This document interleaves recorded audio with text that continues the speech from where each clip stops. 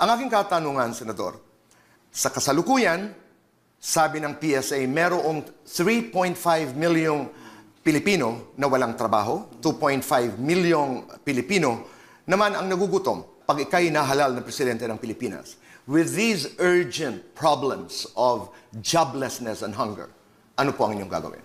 Well, of course, ang mahaharapin ng bagong administrasyon ay talagang we have to create jobs because we cannot just leave the situation as is.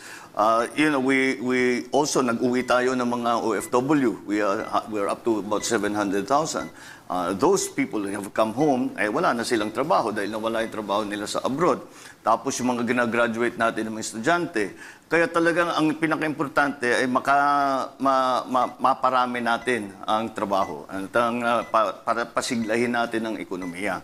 And again, as I started to enumerate it earlier, I think the way to do it is to go to the MSMEs and give them the support that they need so that makabangon ulit sila, makatayo na naman ang mga maliliit na negosyo na yan.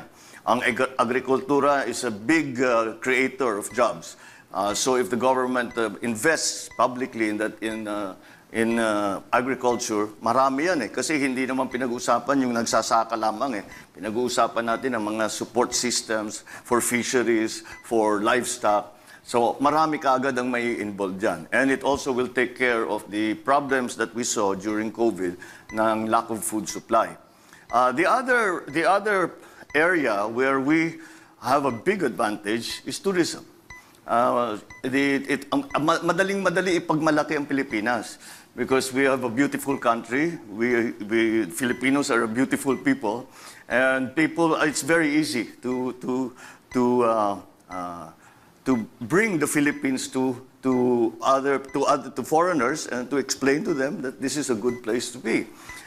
But in the meantime, habang hindi pa lumilipad ang mga eroplano, habang hindi pa nakakabiyahe ang mga turistang galing abroad, unahin na muna natin ang domestic tourism. Marami naman sa Pilipino because ang napuna ko is that every time that may area na may tourist destination, magbukas lang ng konti, dagsaan kaagad ang tao. And so that is, I think,